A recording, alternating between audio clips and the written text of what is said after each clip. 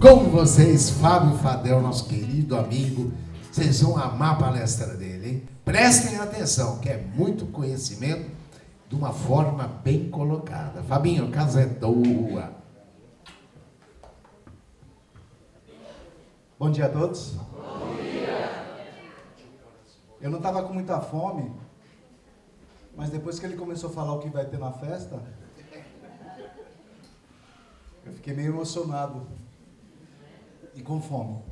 Pode colocar aqui a água? Pode. Meus irmãos, conforme a questão número 27 do Livro dos Espíritos, a espiritualidade maior diz que Deus, Criador de todas as coisas, criou dois princípios no universo. O princípio espiritual, da onde todos nós saímos, e o princípio material. Tudo que existe de matéria no universo é uma transformação desse princípio. Quis mais o Criador que todos nós, que fomos criados simples e sem conhecimento, um dia chegaremos a ser espíritos puros.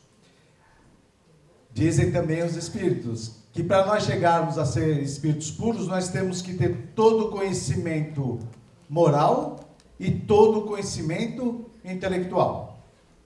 E eu pergunto para vocês, para ter todo esse conhecimento, uma vida só é o suficiente? Vocês podem balançar a sua cabeça para saber que eu estou encarnado, gente? Porque eu perguntei, todo mundo ficou olhando, eu falei, desencarnei, no meio do... Tá bom? Óbvio que não, né, gente? Então, eu me recordo quando eu tinha 18 anos, minha mãe virou para mim e falou assim, Fábio, o tempo passa tão depressa, mas até chegar aos meus 18 anos, demorou para passar. Hoje minha filha tem 25 anos.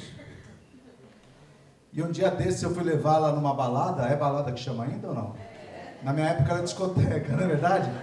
Eu fui levá-la e quando eu fui buscá-la depois, né, no final da balada, ela virou para mim e falou assim, pai, o senhor pode me dar carona para meus amigos? Eu falei, posso, Laís, tudo bem. Nisso entrou dois rapazes mais ou menos de 1,80 m no meu carro, e quando eles entraram, eles falaram assim para mim, oi tio. Daí eu lembrei da minha mãe, na verdade. O pior foi o que eles conversaram lá, porque um atrás do outro, no banco de trás falou assim pro outro, quantas você beijou hoje? Achei meio estranho. E o rapaz falou 15. Eu fiz uma conta rápida, o que ele beijou naquela noite, eu vou demorar umas 4 encarnações para poder beijar, não é verdade? Pro meu espanto, o outro rapaz falou assim, só? Eu falei, vou pôr ele para fora do carro. Que eu beijei 21. E começou a me dar uma tristeza, gente. Por quê? Porque minha filha estava na festa, não é verdade? Se um beijou 15, outro 21, acho que ela não escapou, não é verdade, gente? Bom, então hoje, gente, a gente vai falar sobre uma coisa chamada reencarnação. Muitas vezes tem pessoas de outras doutrinas, outras religiões que eles não gostam desse tema. E toda vez que a gente espírita vai falar sobre esse tema, a primeira coisa que eles falam é o seguinte, com todo respeito a eles, não é verdade? Jesus nunca falou sobre reencarnação. Obviamente que Jesus nunca falou. A palavra não existia. Mas toda vez existem passagens do Evangelho que a gente percebe claramente que não somente Jesus sabia, como o povo daquela época desconfiava que o Espírito precisava retornar novamente. Então eu vou colocar algumas passagens aqui. Por exemplo, em uma passagem, e passando Jesus viu um cego de nascença. Perguntaram seus discípulos, Rabi, quem pecou, esse ou seus pais, para que nascesse cego? Respondeu Jesus, nem ele pecou, nem seus pais, mas foi para que nele se manifestem as obras de Deus. Alguém consegue ver o conceito de reencarnação aqui nessa passagem, gente? Está justamente na pergunta dos discípulos, não é verdade? Porque se o sujeito ele é cego de nascença, e se perguntam para Jesus, Senhor, quem foi que pecou, ele ou seus pais, para que ele tivesse desse jeito? Ninguém pode pecar no ventre da mãe, gente. Então eles acreditavam que aquele espírito ele poderia ter feito alguma coisa, e agora ele retorna com esse problema. E pelo jeito Jesus falou que não é nenhuma nem outra coisa, porque nós reencarnamos por 3 motivos: provas, expiação e missão. Prova é quando eu, antes de reencarnar, eu já acho, por exemplo, que eu já sou uma pessoa muito paciente. Então eu vou querer provar se eu sou paciente mesmo. E eu falo lá, olha, pode mandar um filho rebelde lá para mim que eu vou ver se eu estou paciente mesmo. Isso eu estou escolhendo, é uma prova que eu quero passar. Expiação não. Expiação é quando eu tenho alguma coisa contra algum outro espírito, nós tivemos algum problema, e aquele espírito reencarna como meu filho. E missão é o quê? É o pessoal aqui do Amor e Misericórdia. Tudo bem? Que vem para trazer ensinamentos novos, espíritos somente puros. Tudo bem, gente? Deu para perceber aqui, na passagem? Outra passagem. Jesus estava vindo de Cesareia de Filipe. E ele fala assim, ele está reunindo os discípulos e fala assim, olha, quem dizem os homens que é o Filho do Homem? Jesus está perguntando, olha, quem que o pessoal acha aí que eu sou? E eles responderam, olha, uns dizem que é João Batista, mas outros que é Elias, outros que é Jeremias ou algum dos profetas. Dá para perceber aqui? Quando Jesus pergunta, olha, quem que o povo está achando aqui que eu sou? Quando eles citam profetas que haviam vivido séculos antes, somente isso poderia acontecer através da reencarnação. Jesus não foi nenhum desses, mas ele poderia ter sido. Só um aqui que eles citaram que não poderia ter sido. Alguém sabe? João Batista, porque eles eram primos, contemporâneos. Tudo bem? Em outra passagem, e os discípulos lhe perguntaram dizendo, pois por que dizem os escribas que importa vir o Elias primeiro? Essa passagem ocorreu logo depois da transfiguração no Monte Tabor, onde aparece Moisés e Elias na frente de Jesus. Existia uma profecia do profeta Malaquias, que antes que o Messias viesse, Elias viria primeiro. Eu acho que os discípulos vendo Elias conversando com Jesus, quando eles estão descendo, eu acho que os discípulos perguntaram, olha Senhor, eu acho que o Senhor é o Messias, mas se o Senhor é o Messias, cadê o Elias que estava para vir? Eles perguntam, e Jesus fala, Elias certamente há de vir e restabelecerá todas as coisas. Digo-vos, porém, que Elias já veio e eles não o conheceram, antes fizeram dele o quanto quiseram. Assim também o Filho do Homem há de padecer as suas mãos. Então compreenderam os discípulos que de João Batista é que ele lhes falara. Ou seja, Jesus falou que João Batista, que era primo dele, era Elias. E depois, mais para frente, ele fala, olha, e se quiseres compreendê-los, João e Elias que estava para vir, quem tiver ouvidos, que escute bem. Jesus fala que João Batista foi Elias. Alguém se recorda como que João Batista desencarnou? Eu vou fazer um TV Fama teológico aqui, tá bom? Na época de Jesus, tinha o rei Herodes. E o rei Herodes, ele tinha um caso com a cunhada dele chamada Herodíase. Eles ficavam. Todo mundo sabia. Todo mundo sabia. Mas alguém vai falar alguma coisa para a amante do rei? Não.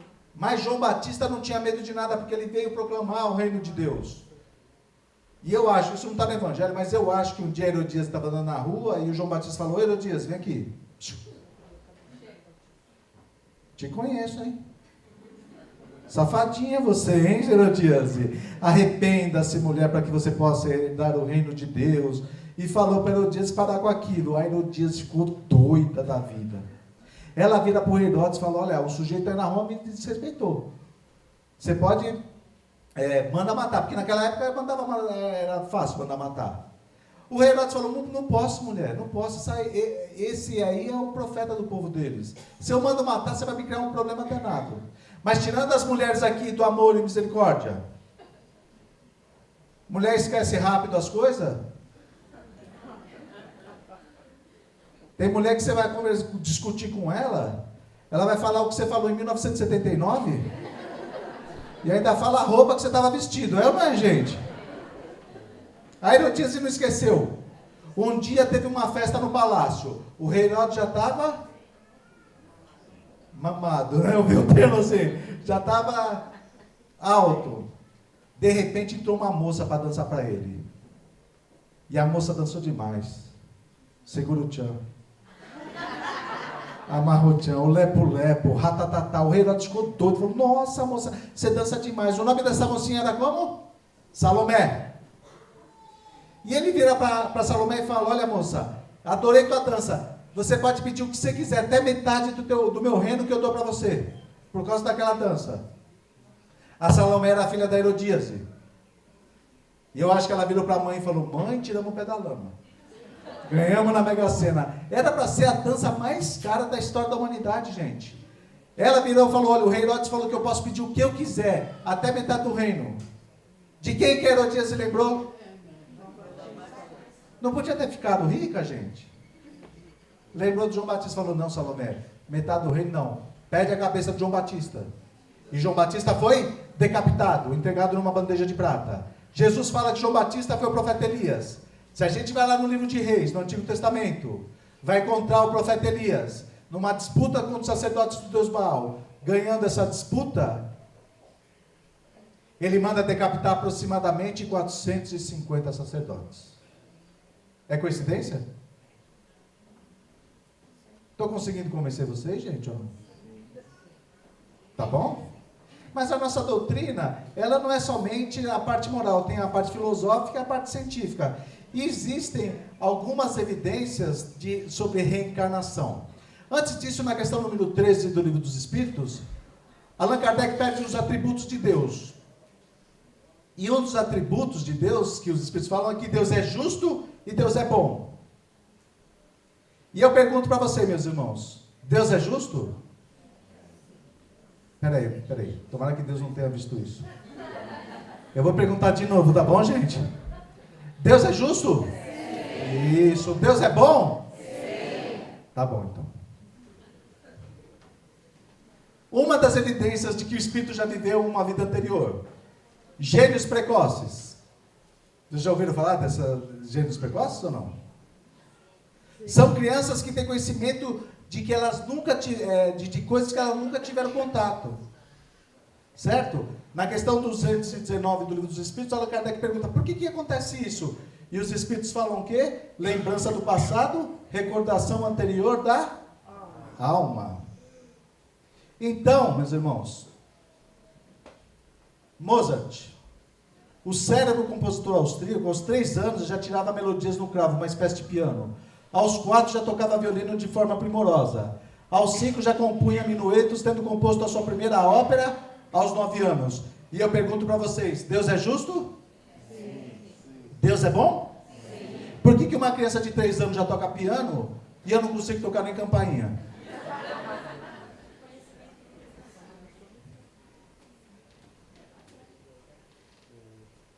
Pascal, o cérebro matemático, aos 13 anos já dominava a matemática e a geometria, sem nunca ter ido para a escola. E eu pergunto para vocês, Deus é justo? Sim. Deus é bom? Sim. Quanto que é 8 vezes 7?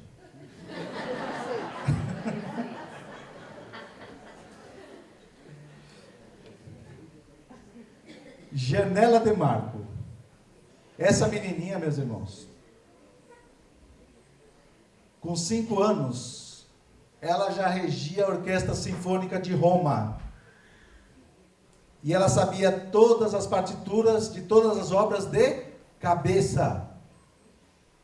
Um dia essa menininha veio para o Brasil, em 1950, e ela foi reger a Orquestra Sinfônica de Ribeirão Preto. E os músicos não conseguiam entender como uma menina daquele tamanho sabia, já era maestrina e sabia de cabeça. E no ensaio, um dos músicos errou só para ver.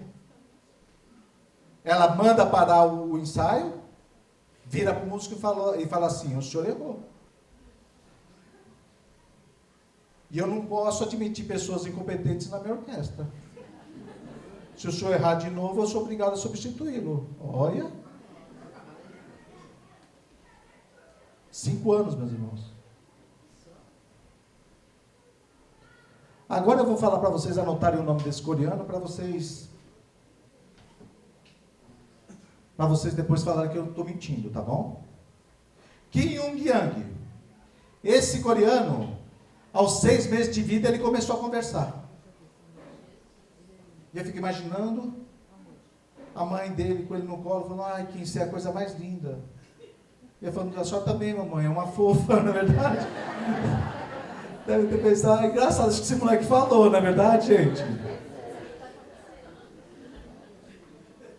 Aos 3 anos, ele já dominava os idiomas japonês, coreano, alemão e inglês. Eu pergunto para você, gente, Deus é justo? Sim. Deus é bom? Sim. Por que uma criança de 3 anos já é poliglota? E eu fico na minha escolinha de inglês lá, The Books on the Table, My Name is Fábio, e não sai disso.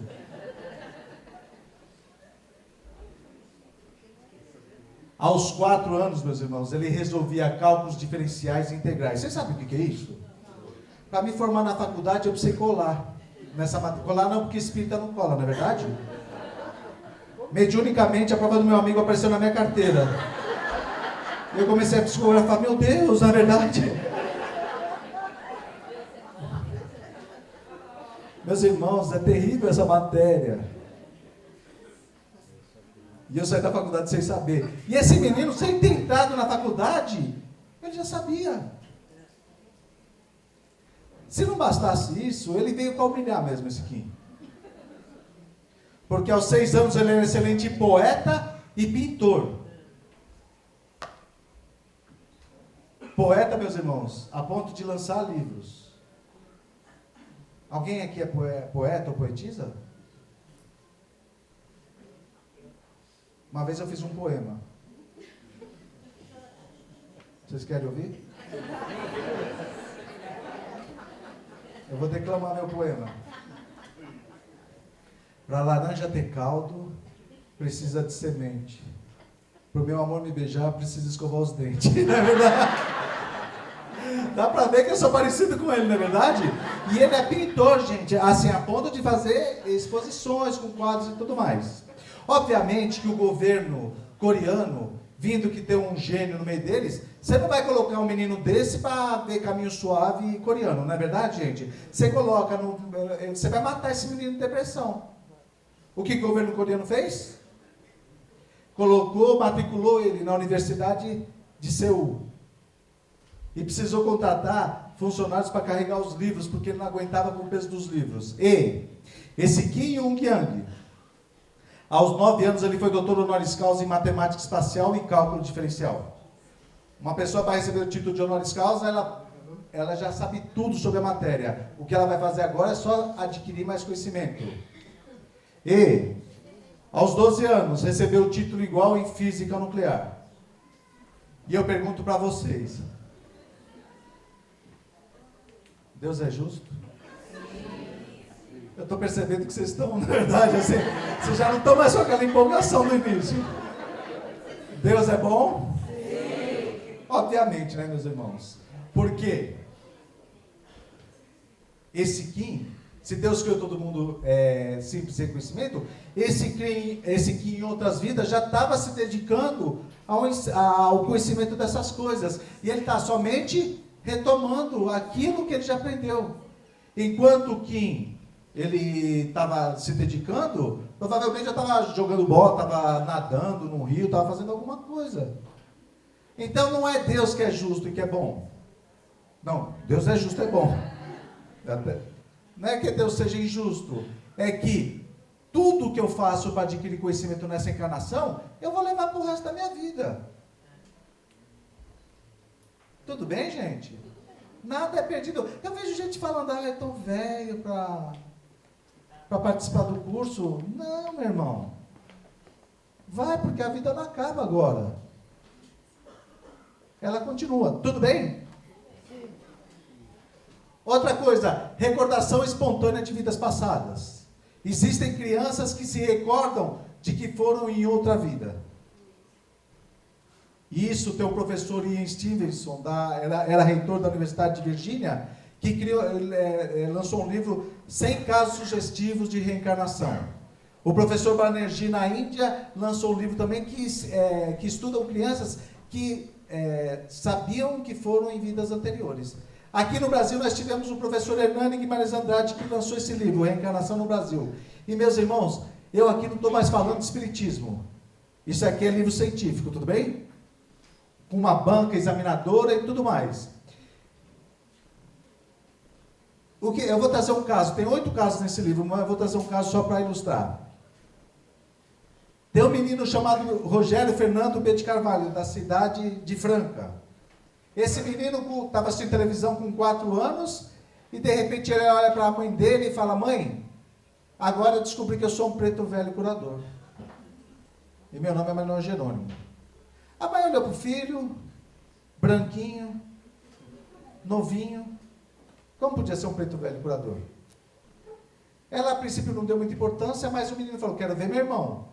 Eu quero ver meu irmão, quero buscar minha santa. E a mãe falava: filho, você é filho único, que irmão que você quer ver? Não, que eu quero ver, levar num psicólogo, deram calmantes, mas ele não saía daquela ideia. Amigos da família, que eram espíritas, acreditavam que o menino era médium e que Manuel Jerônimo era um espírito que estava se comunicando através do garoto. Mandaram uma carta para o Chico Xavier, em Uberaba. E o Chico, sem saber, sem nunca ter visto a criança, responde a carta e falou: isso não se trata de mediunidade.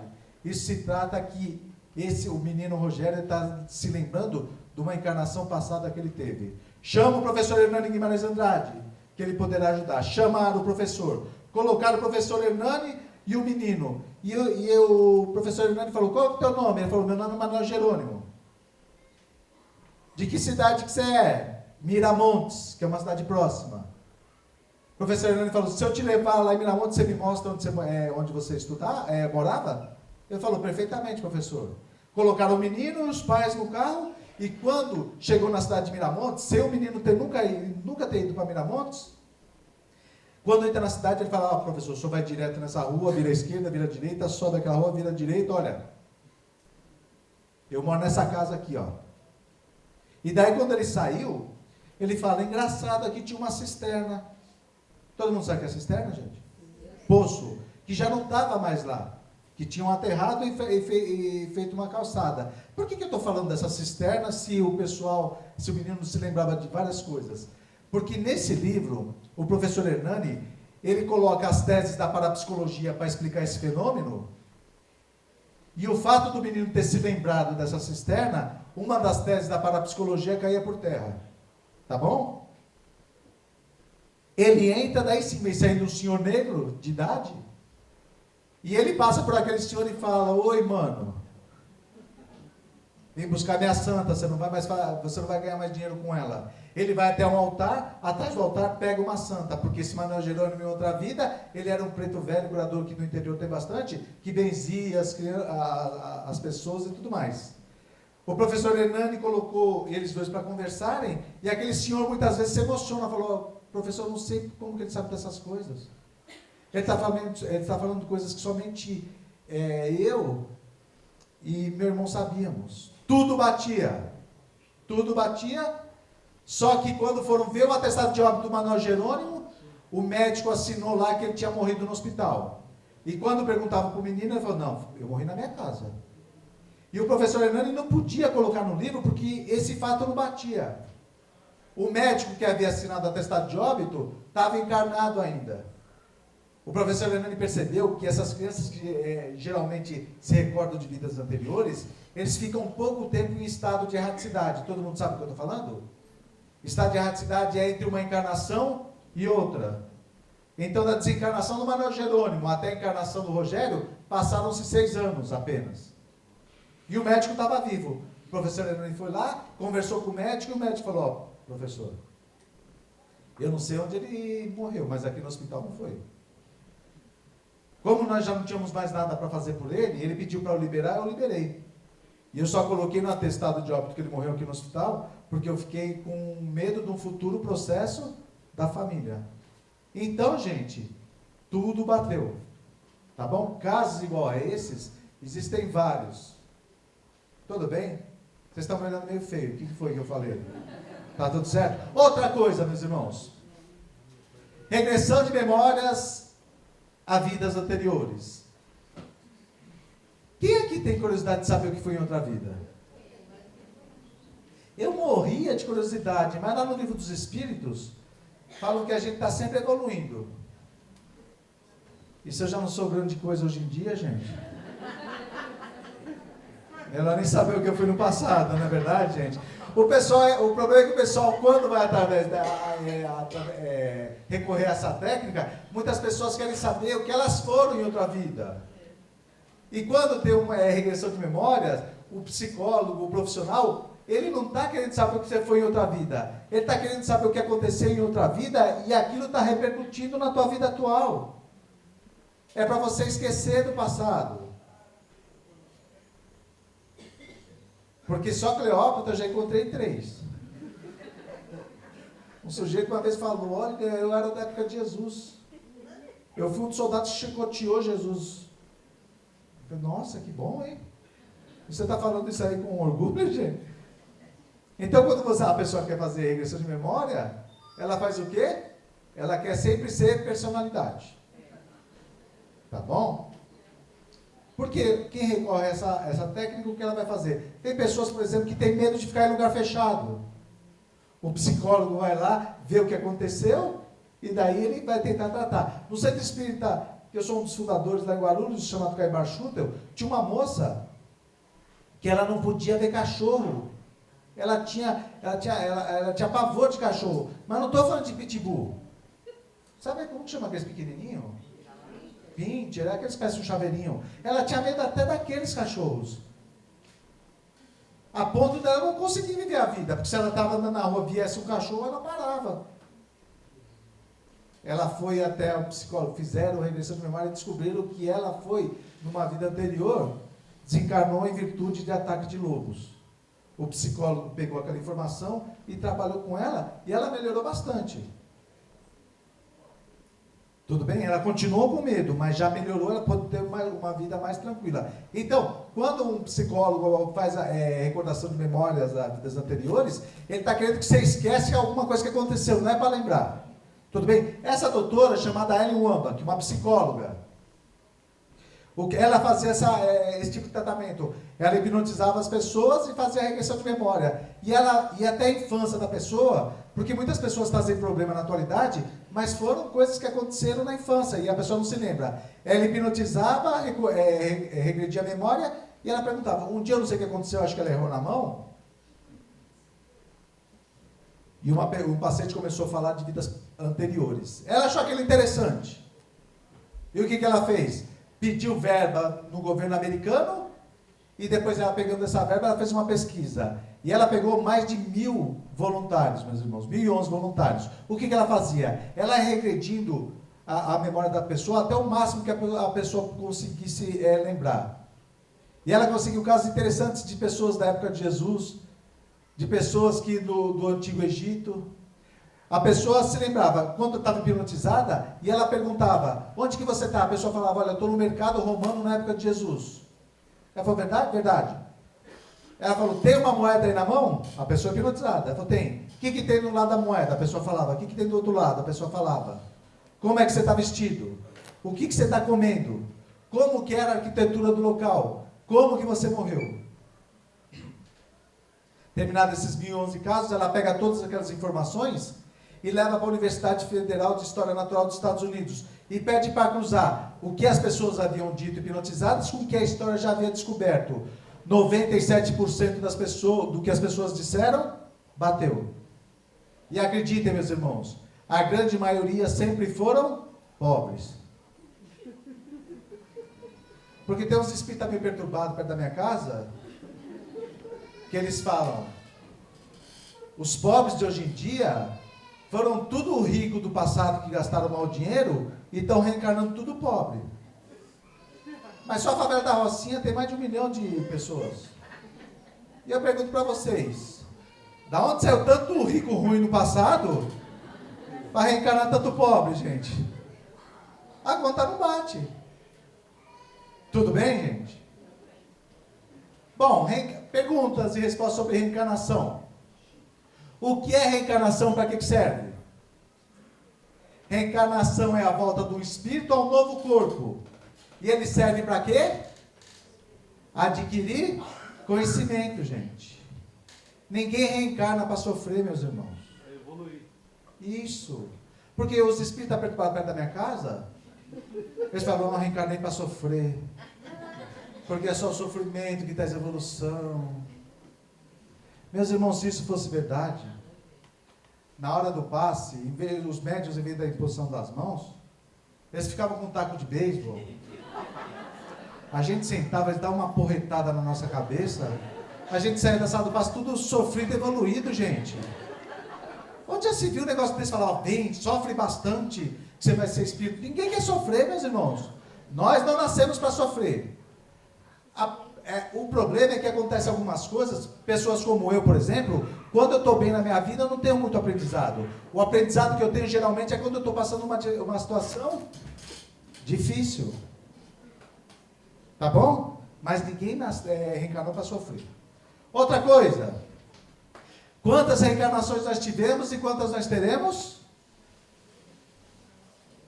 Não dá para saber, né, gente? Reencarnação é igual o carnê dessas Bahia, gente. Eu sei que vocês compram tudo à vista, mas eu vou lá nas Casas Bahia e compro uma televisão em 36 vezes. Na 10ª da televisão eu vou lá e compro um colchão, mais 36. Depois na 5ª do colchão eu vou lá e compro um rack, mais 36. Então, quando a gente tiver que adquirir conhecimento, a gente vai reencarnando. Não dá para saber quantas nós tivemos e não dá para saber quantas nós teremos, que depende única e exclusivamente de nós mesmos. Tudo bem? Outra coisa. Quando nós chegarmos à perfeição, o que nós faremos?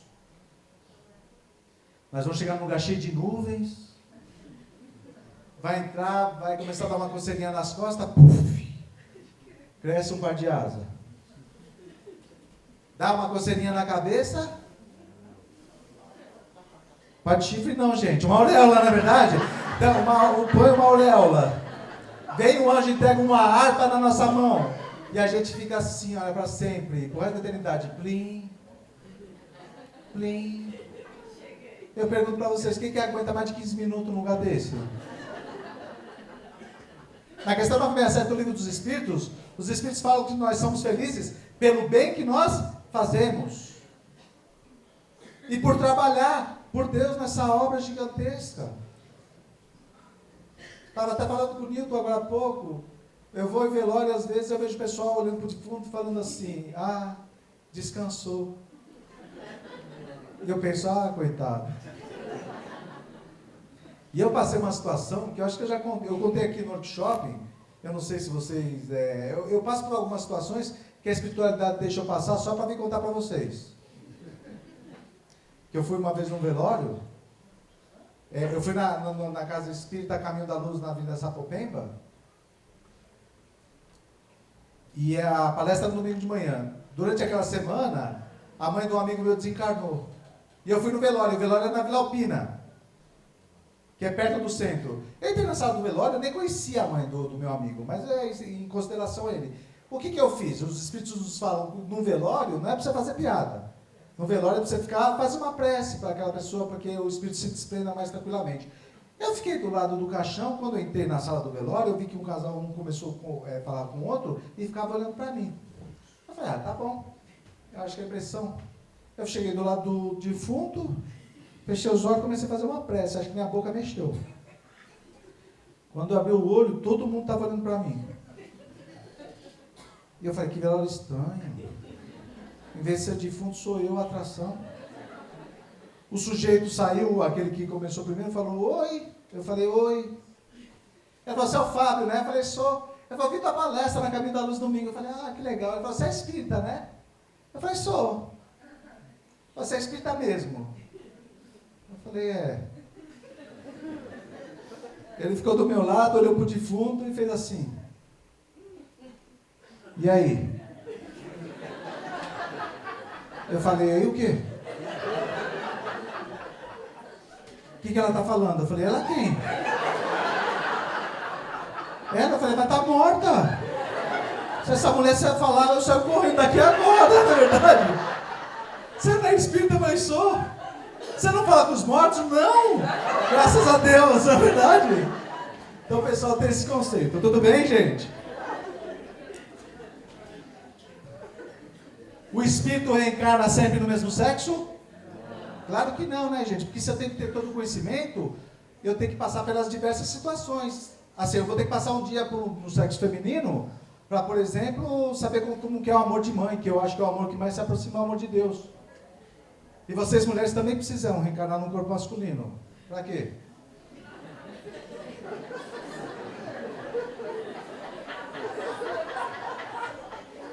Pra ser mais humilde, pelo menos, né, gente?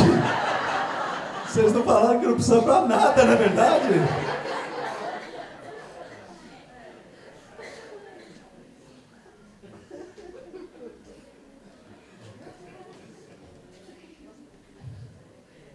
Eu falei de pessoas que se recordam de vidas passadas, mas muitas pessoas não se recordam. Por quê também, gente? Como que é teu nome, moça? É. Você olhou para saber teu nome? Ela olhou para o papel para ver o nome dela. Mariângela? Edna. Edna, eu vou te colocar numa história aqui, tá bom? Você não me processa por direito de imagem, tudo bem? Vamos supor que eu me recordasse de vidas anteriores. E vamos supor que numa vida anterior eu era um escravo muito rebelde e a Edna era meu feitor. E todos os dias ela vinha me dar uma surra, 10 chibatadas antes de dormir. Qual seria o sentimento que iria unir eu e a Edna? Amor profundo? Ódio, não é verdade? Um ódio. E não dá para eu ser um espírito puro se eu chegar para vocês, porque vocês estão todos reunidos, tudo espírito puro, e falar, oi gente, agora eu faço parte do clube também. Eu sou um espírito puro, mas tem uma tal de Edna que se eu encontrar, eu torço o pescoço. Dá para acontecer isso? Não dá. E como os espíritos nos dizem que a gente vai vir em algumas encarnações homens, outras mulheres, vamos supor que passam algumas encarnações e eu venho no corpo de mulher. E eu estou grávido. Estranho falar, eu estou grávido, eu nunca falei isso. Eu estou grávido. Daí eu estou na sala de parto lá. Daí o médico está lá, vai lá, mãe, força, vai, mãe, força, nasceu. Nasceu, vamos supor que eu me lembrasse, vinha a enfermeira, limpava o bebê e falava, tá aqui, mamãe. Teu bebê. O que eu falaria, gente? Olha só quem está aí. A Edna. Ah, doutor. O senhor já deu os 3 tapinhas? Nem precisa, já tem uma chibata reservada para ela aqui. Deu para entender porque a gente se esquece no passado? E acreditem, meus irmãos, acreditem, uma encarnação não é o suficiente, muitas vezes, sem a gente se lembrar de vidas passadas. Porque eu tenho um casal de amigos, eles têm filhos gêmeos univitelinos, cada dia um focinho do outro. E um adora a mãe e o outro não tem problema com a mãe. Como explicar isso? Tiveram a mesma educação, o mesmo carinho. Como explicar um negócio desse?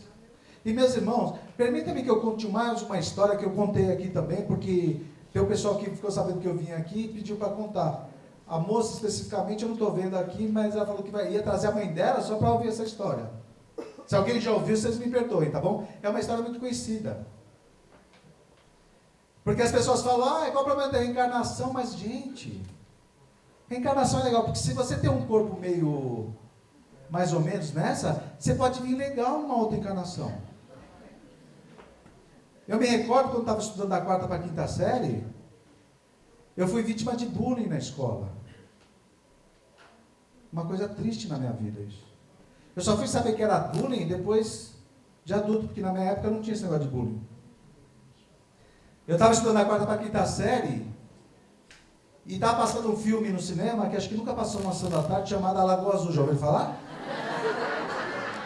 Naquele filme a menina sempre a mocinha sempre ficava com o mocinho. E a minha mãe, quando era encarnada, quando era pequena, ela falava assim para mim, Fábio, você é a coisa mais linda, filho. Você é um príncipe. Com o tempo eu percebi que nem tudo que a mãe fala a gente pode levar muito em consideração, não é verdade?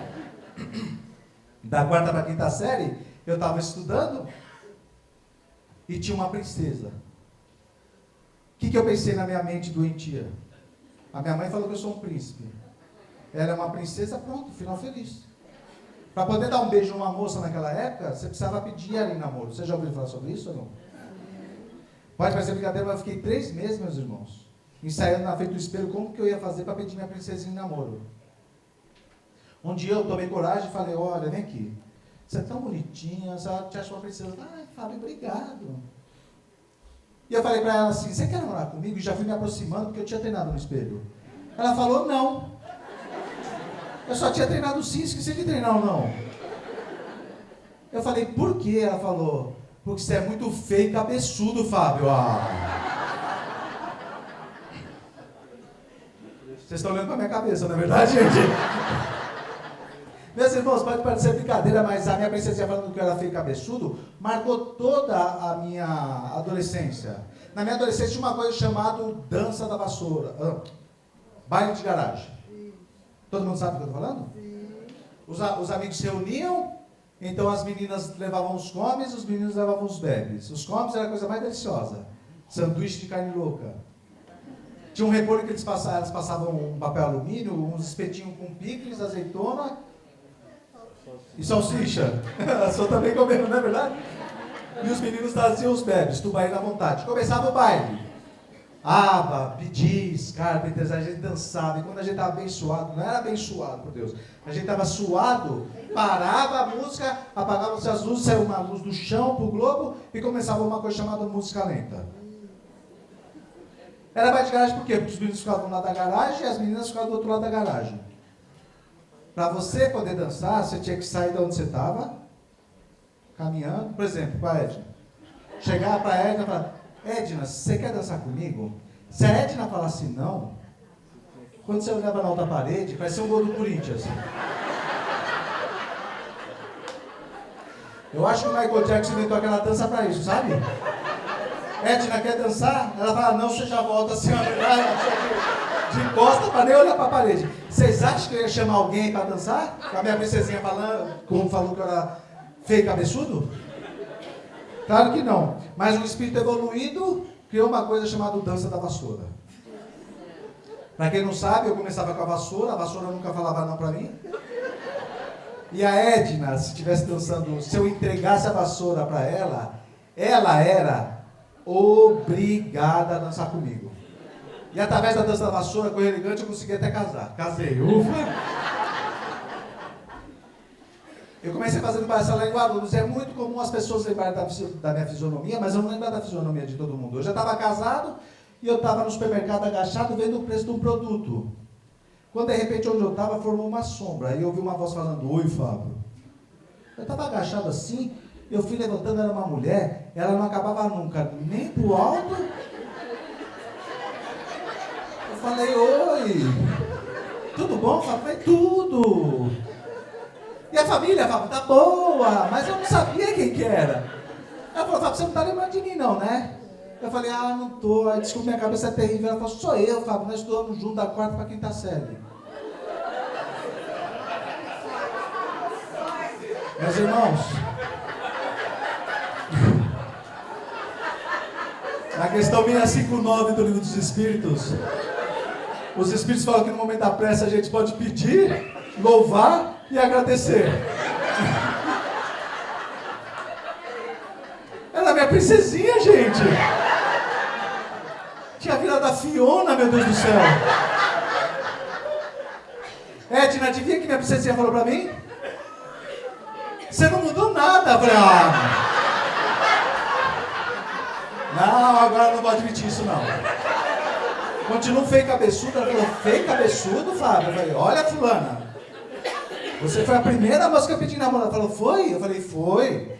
E você falou que você não ia aceitar porque era muito feio cabeçudo. Ela falou: falei. Eu falei: falou.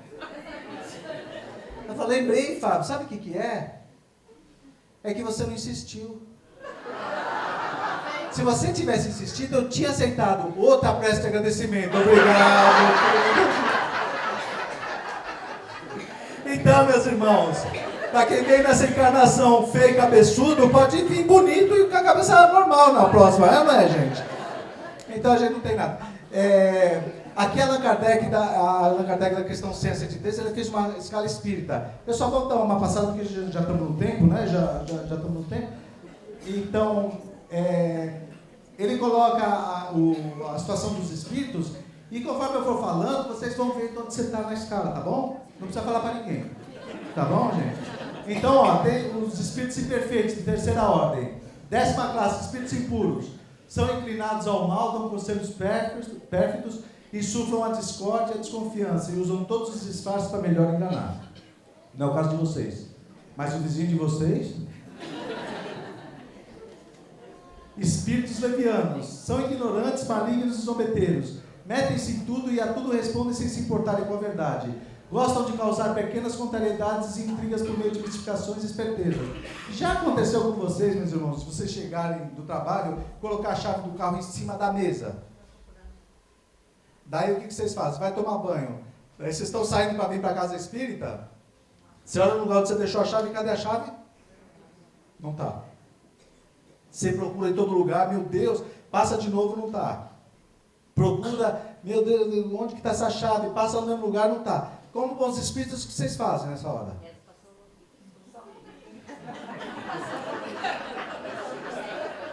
São Longuinho? São Longuinho, não é verdade? Daqui a pouco você vai a São Longuinho, quando você vê, a chave está lá. Isso pode ser espírito brincalhão dentro da tua casa, gente. Mas pelo amor de Deus, eu estou falando, pode ser, eu estou falando que é. Porque eu fiz essa palestra numa outra casa, depois eu voltei na casa e falei, Fábio do céu. Aconteceu aquilo que você falou comigo lá naquela palestra. Eu falei, o quê? Sumiu a chave. Eu falei, você achou? Ela falou, não. Eu vim de Uber. Eu falei, por quê? Eu falei, eu fiquei com medo de ir lá na minha casa ver a chave. Eu falei, medo do quê? Dos espíritos obedecendo que estavam lá. Eu falei, mas minha irmã, você procurou pelo menos a chave? Não. Então cuidado, não é assim, tá bom, gente? Tá bom? Então, o que eu estava falando mesmo? Estava falando aqui do espírito zombeteiro. Então, esse espírito geralmente faz algumas contrariedades. Depois, tem espíritos pseudo-sábios. Seus conhecimentos são bons e amplos, mas julgam saber mais que realmente sabe. Sua linguagem tem um caráter sério que pode iludir quanto à capacidade de suas luzes. Esse tipo de espírito é terrível numa reunião mediúnica. Porque eles vêm com uma linguagem toda empolada. Meus irmãos, vamos trabalhar na seara de Jesus, porque Jesus, isso e aquilo. E daí eles soltam uma dessa assim, no meio da reunião. Porque nós espíritos somos muito melhores que os católicos, protestantes, judeus e tudo mais. Já dá para ver que ele está o quê? Usando uma linguagem colada para falar dar um conhecimento errôneo. Daí no final ele ainda assina, assinado, Dr. Bezerra de Menezes.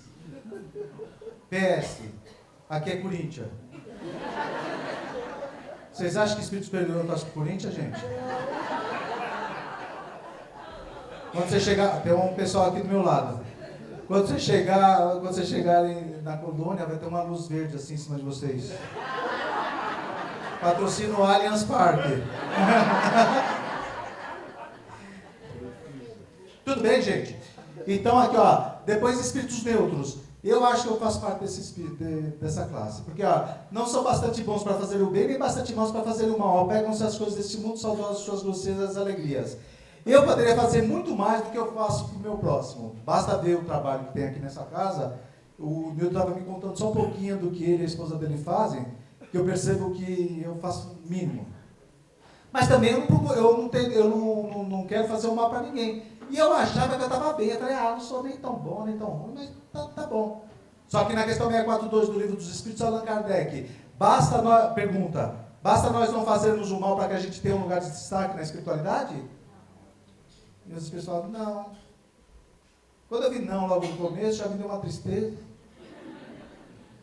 Porque o bem que você deixar de fazer e acarretar o mal, nisso você também será responsabilizado. Então, para nós espíritas, não basta sermos neutros. A gente tem que sempre tentar fazer o bem. Bom, e depois, espíritos perturbadores de todas as classes. E eu percebi que vocês não se identificaram nessa fase, não é verdade? Daí tem a segunda parte, os espíritos perfeitos não, aqui são espíritos bons, tá bom? Quinta classe, espíritos benévolos. Perceba as características, conforme o espírito vai evoluindo, ele vai ganhando em moralidade e intelectualidade. Olha, sua qualidade dominante é a bondade. Tá? Eu vou passar porque já estou no tempo. Depois, tem tempo? Então, a sua qualidade dominante é a bondade. Gosta de prestar serviços aos homens e os proteger. Mas seu saber é limitado, seu progresso realizou-se mais no sentido moral do que no intelectual. Depois tem espíritos sábios. Amplitude de conhecimentos. Preocupam-se menos com as questões morais do que as científicas, para as quais tem mais aptidão. Encara a ciência por sua utilidade livre das paixões. Percebam que aqui, ele está subindo mais na parte de conhecimentos da parte científica. Depois tem os espíritos prudentes, qualidades morais de ordem mais elevada, dotados de uma capacidade intelectual que lhes permite julgar os homens e as coisas. Depois vem os espíritos superiores. Reúnem, para ser o espírito superior, reúnem ciência, sabedoria e bondade. Sua linguagem, que só transpira a benevolência, é sempre digna e elevada. Sua superioridade os torna aptos a nos proporcionar as mais justas noções sobre as coisas do mundo incorpóreo. Alguns exemplos. Professor Rivaio, Allan Kardec. Papa João Paulo II. Vocês lembram desse Papa? Ele é sensacional, né? Ele não tem cara daqueles avôs que trazia doce pra gente, não é verdade? Ele era muito fã. Dalai Lama. O Dalai Lama falou o quê? Que reconhece a educação de um povo vendo a situação do rio onde aquele povo mora. E ele veio para São Paulo. E ele passou em cima do Tietê. Imagina o que ele acha da gente. Tudo bem? Mahatma Gandhi. Esse sujeito ele conseguiu tirar a Índia do tacão inglês sem derramar uma gota de sangue. Somente através do amor. Vinha um sujeito, dava um tapa na cara dele, um soldado inglês dava um tapa na cara do Gandhi e ele olhava com amor. Dava outro tapa, ele olhava com amor. No terceiro tapa, o soldado estava achando que estava batendo no pai dele. É um exemplo do amor que venceu a violência. Agora, meus irmãos, se vocês não se identificarem em nenhuma dessa escala, só sobrou uma, tá bom? São dos espíritos puros. Percorreram todos os graus da escala e se despojaram de todas as impurezas da matéria, havendo atingido a soma de perfeições de que é suscetível a criatura, tendo mais provas e não tendo mais provas ou expiações a sofrer. Exemplo? Jesus. E quem não se identificou nas outras, passa a foto para mim e eu ponho aqui junto com Jesus, tá bom, gente? Meus irmãos, aqui ó, tá meu Facebook, tá bom? Se vocês quiserem me adicionar pra gente ser amigo de infância, de Face, vai ser um prazer. Meus irmãos, hoje a gente vai falar sobre reencarnação. Nós sabemos da reencarnação, mas o fato de nós sabermos disso, o que isso está mudando na nossa vida? Se eu sei que eu vou ter que reencarnar nesse planeta, eu tenho que evitar que acabem com a água do planeta. Porque quando eu voltar para cá, vai estar numa situação muito mais difícil. Se eu sei da reencarnação e eu tenho algum problema contra alguma pessoa, eu vou perdoar aquela pessoa, gente. Por isso que Jesus falava, reconcilia-te com o teu inimigo enquanto está caminhando com ele. Porque se eu sei da reencarnação, aquele meu inimigo dessa vida, numa outra vida ele pode vir como minha sogra, como minha mãe, como um filho meu. A questão é, nós sabemos da reencarnação, mas o que a reencarnação está modificando os nossos atos? O que eu faço quando eu sei que existe a reencarnação e isso aqui não muda alguma coisa que eu vou fazer na minha vida? Voltando sempre a dizer que o nosso espírito é somente um, mas corpos nós teremos vários, porque os nossos corpos são apenas um uniforme onde a gente se matricula nessa escola, que é o nosso planeta, para que a gente possa adquirir conhecimento. Porque uma coisa é certa, um dia todos nós seremos espíritos puros e faremos parte do exército de Jesus, o exército do amor, da caridade e da fraternidade. Que a paz desse mestre esteja com todos nós e que ela se estenda aos nossos lares pelo convite, pela atenção, pela simpatia de cada um de vocês. Muito obrigado e tenhamos todos uma ótima semana. Muito agradecido.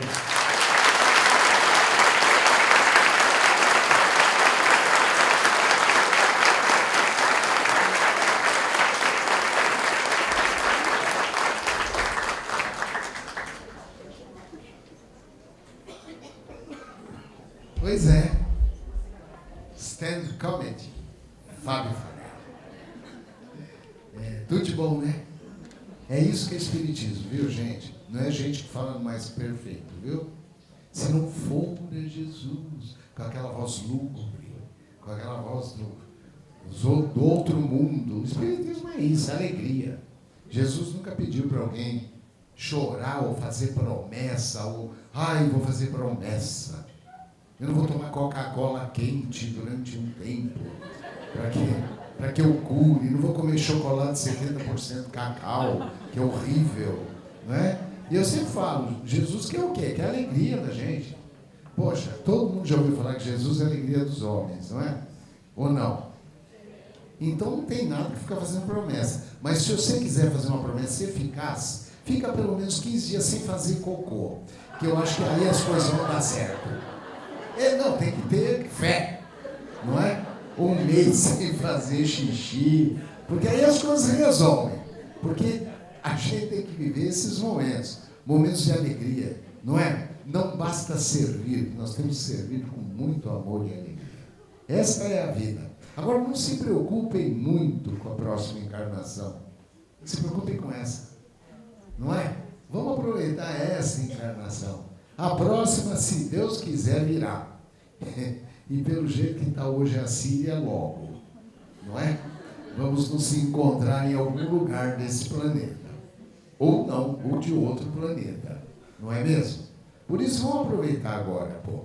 Calcula-se que tenha mais ou menos 20 bilhões de espíritos na fila da reencarnação.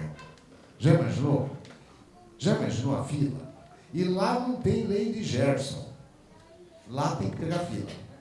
Não é igual a caixa de supermercado. Eu sei que aqui ninguém faz isso. Mas fica o marido numa fila do super, a mulher na outra, e se bobear, leva os dois netos, bisnetos, tudo para as outras filas, para querer levar vantagem. Aqui não, mas vocês já viram pessoas assim, né? Não é verdade? Cara que vai no banco, então pega 4 senhas. Não é? Pega já da terceira idade, já pega todas, para ver qual é a primeira que ele vai ser chamado. Não, para reencarnar tem que pegar puta de uma fila. Você ficar lá bonzinho, muito quietinho, sem conversar com ninguém, porque o espírito, quando vai reencarnar, está preocupado com outras coisas, não para bater papo. Aproveite essa encarnação, meu Deus do céu. Hoje peça perdão para tua sogra. Jesus falou: amai os inimigos. Já faz hoje, não é? Já fala com aquela cunhada que você não conversa, com seu cunhadinho. Sabe aquele cunhado? Então, que leva todo mundo para um mau caminho. Hoje é o dia. Hoje é o dia. Nós estávamos conversando lá em cima, eu e o Fábio, a gente deu muita risada. Eu gravei um programinha com ele hoje sobre o céu e o inferno. O espírito está preocupado de ir para o céu. Você não vai para o nosso celular, não está cheio, meu Deus. Céu não existe. E depois, se existisse, você já imaginou chegar lá? Primeiro, você não conhece ninguém lá. Ninguém. Está todo mundo no inferno, se é que existe. Você vai ficar isolado, é capaz de ficar com depressão. Então, é verdade. Quem que você conhece que foi para o céu? Você conhece alguém? Eu não conheço ninguém, não. Então, não vale a pena. Então, para que a gente não vale nem para o céu, muito menos para o inferno. Tem gente que, pelo amor de Deus, quando desencarna, o diabo sai de férias. Fala assim: chegou o dono, agora é a vez dele. Vou sair de férias.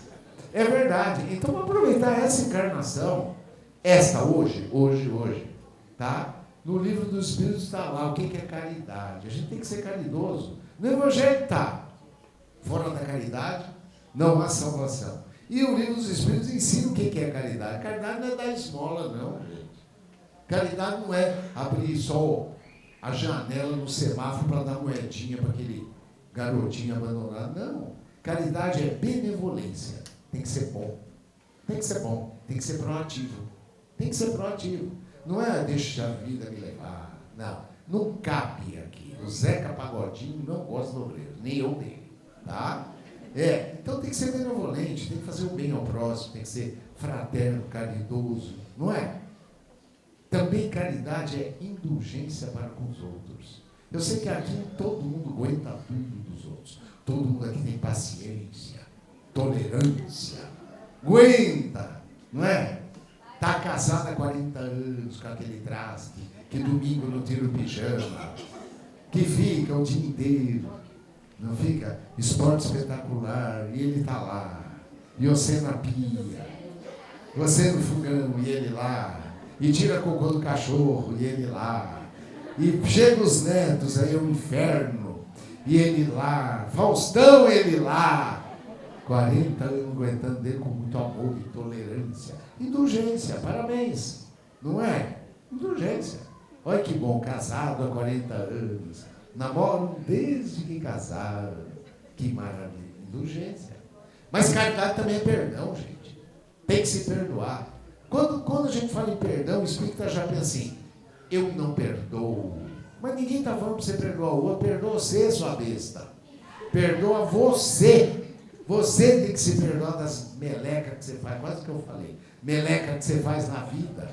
Todas as besteiras que a gente faz, a gente tem que se perdoar. Porque ninguém está aqui para acertar. Nós estamos aqui para viver. Ah, não, tem que tirar 10. Eu nunca fui bom aluno, tirar 10. Para quê? Tem que ser um aluno da média, aquele que experiencia tudo. Até segunda época eu fiquei, porque era bom ficar. Minha tia que está aqui me dava aula de matemática porque eu não entendia picas.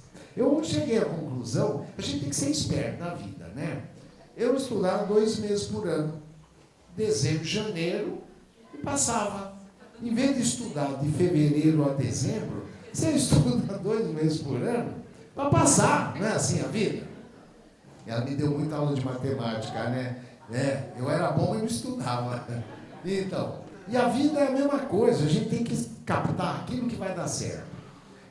Qual é o ser esperto na vida? Aproveitar a encarnação. Tem que aproveitar. Ser generoso, para com você primeiro. Está lá, Jesus falou, amai ao próximo como a si mesmo. E a gente não se conhece. Como é que você vai gostar de um treco que você não conhece? Para pensar. Se você não se conhece, como é que você vai gostar de você? Não é verdade? Claro que eu me conheço, claro que não. Aquela pergunta para o seu terapeuta. Você vai ver que não se conhece. É verdade.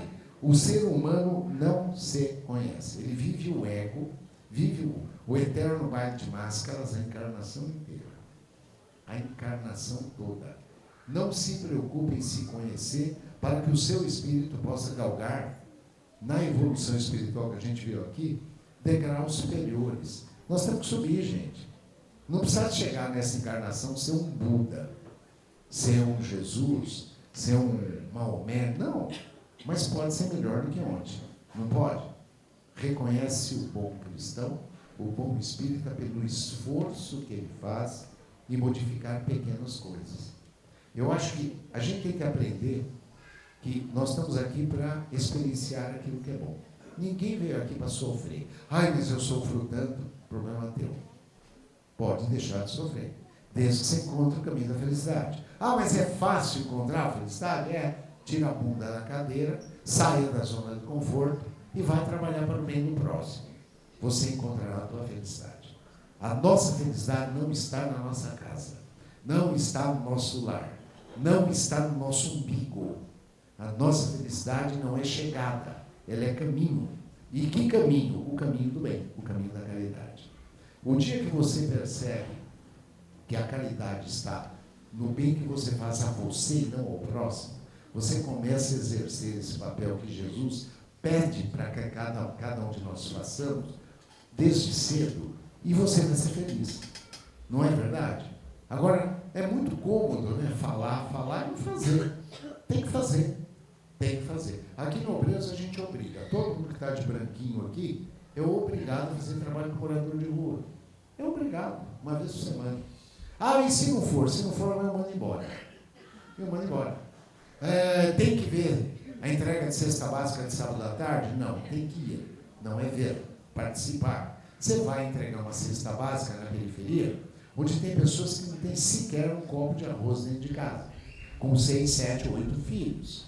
E aí você começa a enxergar o quanto você é feliz. Porque nós ainda não somos espíritos tão puros que vibramos nas mais altas sintonias. Não. Nós ainda temos que enxergar a desgraça do outro para ver que nós estamos bem na vida. Não é? Fabinho, graças a Deus, casou bem, por isso que ele fala da princesinha, né? Não é verdade? É isso, a gente, infelizmente, compara coisas para poder estar bem. Venham fazer parte daqui da casa ou de qualquer outra instituição religiosa. Não precisa ser espírita. O ser humano ainda precisa de religiosidade e espiritualidade. Os bens materiais não levam a lugar nenhum. Os bens materiais só levam a gente à depressão, à desgraça, porque a gente deixa de valorizar outras coisas. O mentor da Obreiros, Dr. Chan, que eu tenho o prazer de trabalhar com ele diz que o ser humano, para ser feliz, precisa só de 5 coisas. E que, com certeza, 99% das pessoas que estão aqui, neste momento, tem possibilidade de fazer essas 5 coisas, e a gente não percebe que esta é a verdadeira felicidade. É poder comer de tudo.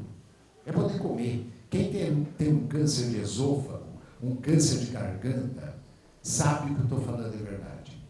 Quem não pode deglutir, que perdeu o reflexo por uma doença desmineralizante, uma doença neurológica, sabe que poder comer, ter prazer de comer, é uma coisa maravilhosa. Outra coisa é poder beber. Quem tem insuficiência renal, que não pode tomar água, sabe que beber água já é uma das grandes felicidades da vida.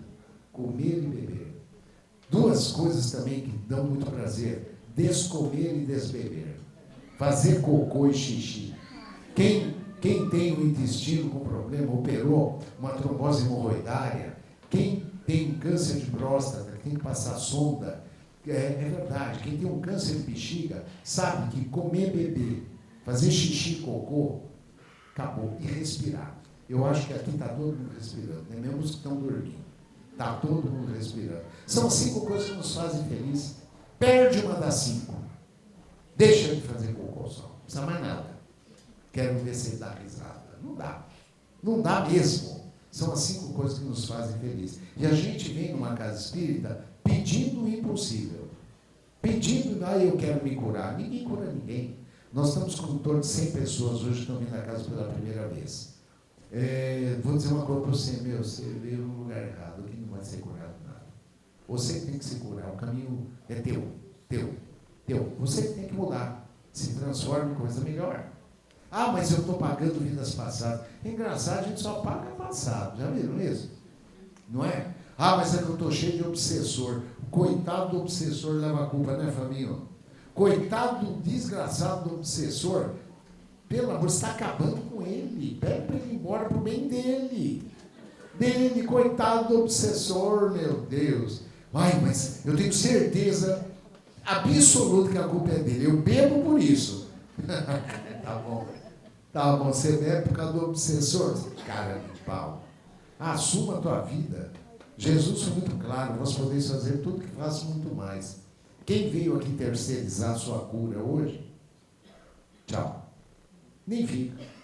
Se você não vai fazer a tua parte, o que você veio fazer aqui? O que você quer da gente? Você acha que eu tenho poderes extra, sei lá o quê? Se eu puder, pelo amor de Deus, trabalhar que eu trabalho aqui, se eu tivesse esse poder, eu estava tomando sol no Guarujá, na tua casa lá, né, Sérgio? Quem imagina que eu ia estar aqui, todo fim de semana aqui, trabalhando que nem uma besta? Todo final de semana, trabalhando a semana inteira, fim de semana, doação. Por quê? Porque eu não sou burro. Você é bom demais. Que bom demais o diabo. Quem é bom é não ser burro. Você ser fraterno, caridoso, é um ato de inteligência, não de bondade. Só os burros não fazem o bem. Eu sei que aqui todo mundo faz. A gente vê, está cheio de orelhudo, mas isso é detalhe. Só os burros não fazem o bem. Para pensar o que você está fazendo na tua encarnação. Você está preocupado com a próxima? Se tem vida após a morte, você vai saber. Agora eu quero saber se tem vida antes da morte. Tem vida antes da morte? Tem, então viva. Mas estou com câncer. Trate do seu câncer e faça a tua parte. Mas eu tenho uma depressão. Minha depressão, já é tua. Declara no imposto de renda agora, bens, minha depressão. Ou bota lá, meu câncer. Tem gente que compra. Tem gente que tem escritura da depressão. Foi no cartório, registrou, porque é dele a minha depressão. O que você quer fazer? Você não quer registrar o teu nome? Põe o nome do teu marido, da tua esposa, mas não deixa ser da família. É tua. Você comprou? É tua, Também ninguém quer. Fica você. Mas como eliminar tudo isso? Óbvio que tem que ter tratamento médico. Tanto a depressão, como o câncer, como as doenças autoimunes. Não pode abandonar tratamento médico nunca, jamais. Quem está com quadro de transtorno mental tem que fazer terapia? Óbvio que tem. Tem que tomar remédio, tem que fazer terapia? Óbvio que tem. Só? Não. Primeiro, conhece a ti mesmo. Vamos fazer um diagnóstico. Se perdoa de todas as besteiranças que você fez durante a tua vida. Dá um passo para frente. Autoeducação. Autotransformação. E aí nós vamos conversar, um dia melhor que o outro. Não, o espírita tem a mania de falar Reforma íntima. Eu tenho uma raiva disso. Que reforma o cacete? Que reforma que você vai fazer? Reforma, meu, fica uma porcaria. Alguém já reformou casa aqui? Gasta o dobro e fica uma droga. Não vê uma reforma. Aí começa com o Jaques, né? A síndrome do Jaques é complicado. Sabe quem é o Jaques? Jaques estou quebrando. O Jaques fica uma droga. Não é assim? A Edna também sabe, né? Posso roubar um pouco a Edna? Fica uma droga. Pô, vamos desconstruir, vamos pôr para baixo. Ah, mas não vai sobrar nada? Vai, coisa boa não derruba. Vai, desconstrói o homem velho. Nesta encarnação ainda. Desconstrói. Ressignifica a tua vida. O que é bom para mim não é bom para a Gra, não é bom para o João, não é bom para o Carlão. O que é bom para o Carlão não é bom para mim. O que é bom para mim não é bom para a Tereza. E assim por diante. Ressignifique a tua vida. O que você quer da tua vida? O que você quer para você? Para o teu espírito. A carne acaba logo, gente. Vocês não viram a princesinha que ficou, tribufou? Né, Fabinho? Depois. Vocês não viram? A carne é carne. A carne, vocês viram? Aumenta. Às vezes diminui, em geral aumenta, mas aumenta mais, para todos os lados. Agora o espírito não. O espírito precisa, necessita de você. O teu espírito precisa de você. E eu vou dar uma péssima notícia para vocês agora. Nós permaneceremos conosco para toda a eternidade. O espírito, além de não morrer, ele fica só. A sua mãe não vai com você para sempre, nem seu pai, porque neste momento ela foi importante ver como mãe. Pode ser que você nunca mais a veja. Pode ser que foi um espírito que quitou todos os débitos com você. Agora você não vai se largar jamais. Então, este traste que somos permanecerá conosco forever. Sabe o que é isso? Dá um puta filme, não dá? Não dá, Fabinho? Então, ou a gente melhora e aproveita essa encarnação, ou a demã. Vamos embora e pronto. Não é? Quem acredita que a vida acaba aqui é mais feliz, viu? Se finir, acabou. Só que não é assim. Vírgula, continua. Vírgula, mais outra vida, mais outra. A gente tem alguns dados científicos que mostram que a gente já passou das 10.000 encarnações. 10.000. Só o Fabinho veio 3.000 com a princesinha. 10.000 encarnações, sabe o que é isso? Para ser a porcaria que nós estamos hoje, imagina como nós já fomos pior. Mas dá para melhorar? A irmã Dulce, mentora aqui do Obreiros, cada passo que a gente dá, que eu falo, agora deu. Beleza. Irmã Dulce está feliz. Aí eu falo, e aí, irmã, beleza? Está feliz, hein? Tá? Meu filho. Tá bom. Irmã, mas estamos dando cesta para 1.200 famílias. Começamos com 30. Há 8 anos, já estamos com 1.200 famílias. Aí ela fala, meu filho, sempre dá para fazer mais e melhor. Aí desanima. Eu falei, irmã, então, como fazer isso? Servindo, sem perceber, você vai indo. Quando você percebe, já foi. Eu falo, como é fácil. Então, vamos começar indo.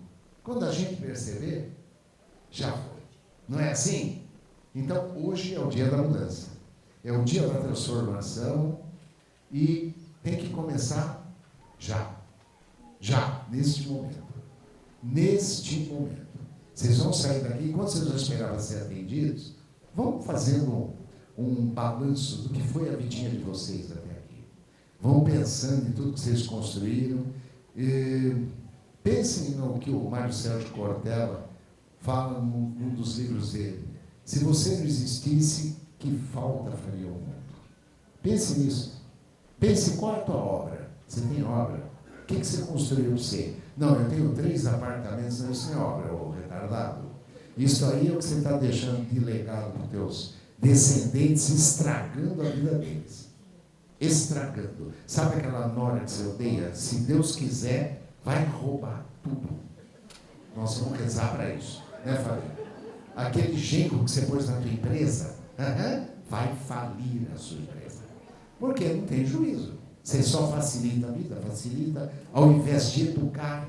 E educar é privar de um monte de coisa. Educar é dizer não.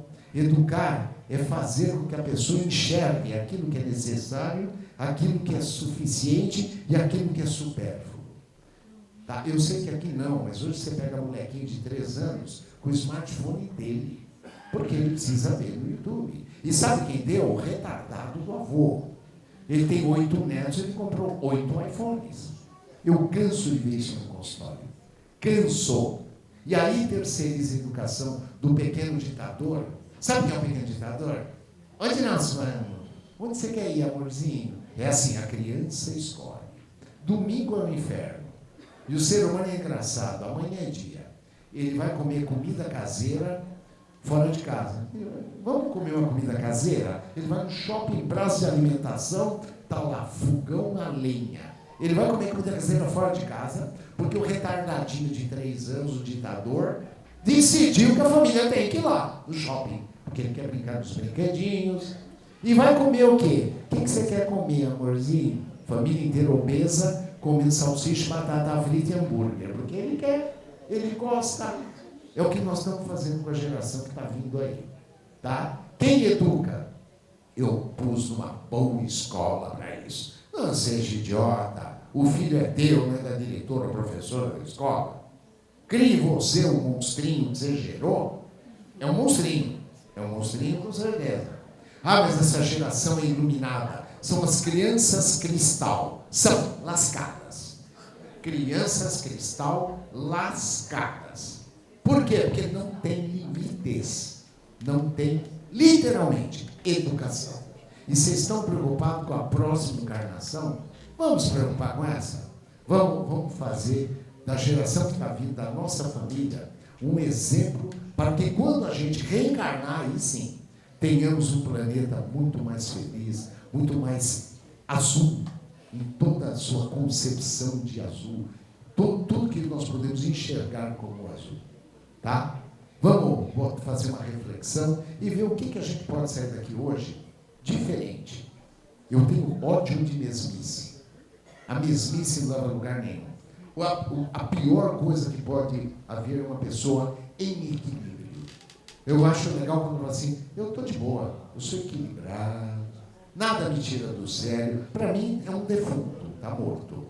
Está morto, não tem sangue na veia, você não reage, você não muda, você não se transforma, você leva a vida desse jeito. Meu, você está morto, acorda. Acorda, deixa de se preocupar com a vida após a morte. Aí eu morro de medo de morrer. Puta, morre já morreu de medo de morrer. Agora você tem medo de viver? Não. Tem que ter medo de viver, porque nós construímos a nossa realidade. A física quântica mostra que vivemos num planeta e num mundo de possibilidades infinitas, onde nós criamos a nossa realidade. Você quer estar de boa? Crie um mundo bom. Quer estar no inferno? Continua na tua casa. Não vai mudar nada. Se você não quer mudar. Ah, mas a minha mulher não muda. Mas não é ela que tem que mudar. Não é você. Ou muda de mulher. Ela não tem que mudar para você. Ah, meu marido é assim. Aí ele fala, você já sabia quando casou. Minha mãe te contou. Eu já sabia. Então muda. Nesta encarnação. Não vai deixar para outra. Você sabia, tá bom, sabia, vamos mudar. O que ele pode fazer? Do jeito que está, não dá. Então, hoje, eu desejo a vocês um grande furúnculo no rabo, no fiofó, para que não fiquem na zona de conforto, sentados, com o controle remoto na mão, vendo a vida passar. Não é? Vendo a vida passar. E na semana que vem, quando fizerem a ficha, nós vamos botar todo mundo de bunda de fora para ver qual furúnculo vazou e qual está gordão. Quem está com o furúnculo gordão não vai ser atendido. Vai ter que tirar a bunda da cadeira para trabalhar. Tá? Nós temos que aproveitar um treco chamado oportunidade. Oportunidade. Emmanuel foi muito claro quando ele diz que nós encarnamos para 4 coisas. 4. Simples. Simples. Amar. Amar. Simplesmente amar. Servir. Servir ao próximo. Servir. E servir a si. Compreender. Compreender ao próximo e compreender a si. Nessa evolução que estamos. E o quarto é mais fácil ainda. Perdoar. É amar, servir, compreender e perdoar. O que nós estamos fazendo esforço nas 4 áreas? Nenhum está morto. Manda um convite do velório que eu e o Fabinho vamos lá conversar com você depois de morto. Né, Fabinho? Fabinho promete ficar assim. E vamos levar a Edna. E a Edna vai com a gente. Vamos então agora fechar os nossos olhos e agradecer ao Mestre Jesus por mais um dia de trabalho e nossa querida Obreiros do Amor e Misericórdia.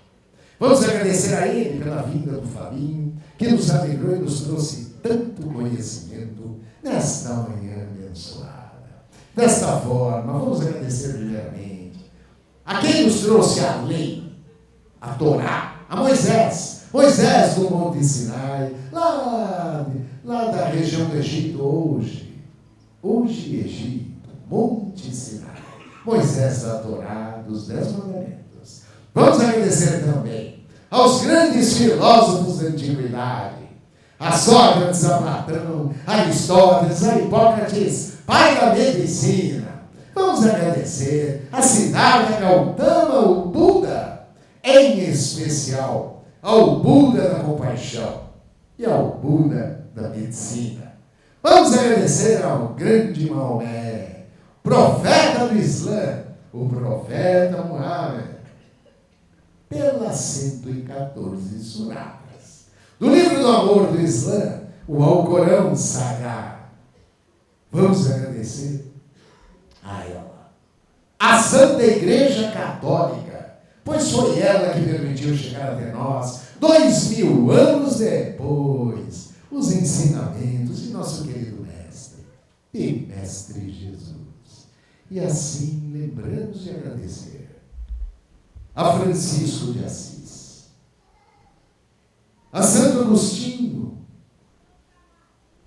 a Dom Bosco, o primeiro santo a trabalhar em interreligiosidade.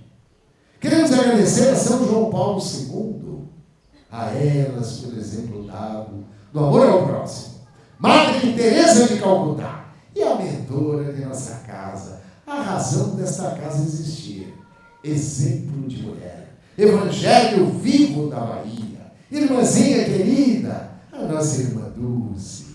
Queremos agradecer ao professor Livaleu, conhecido como Allan Kardec, por essa doutrina que nos ensina que fora da caridade não há salvação. E, por fim, vamos agradecer ao grande médium de Jesus, o maior dos brasileiros, lá de Pedro Leopoldo, Beraba, das Minas Gerais, o nosso querido Chico Xavier.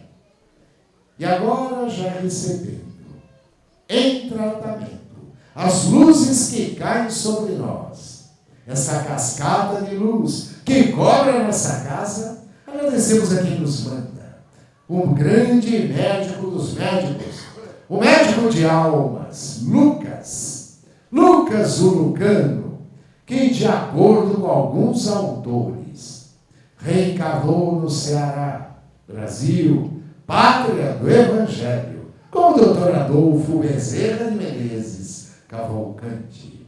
E a ele e a sua equipe, humildemente, nós confiamos os trabalhos de cura, de autocura, desta manhã. Esta cascata que cobre a nossa casa tem luzes específicas para cada um de nós. São luzes de todas as cores, de todas as frequências, que aos pouquinhos vão sendo reabsorvidas pelo chakra coronário, no alto de nossas cabeças, limpando a nossa tela mental contra todos os maus pensamentos.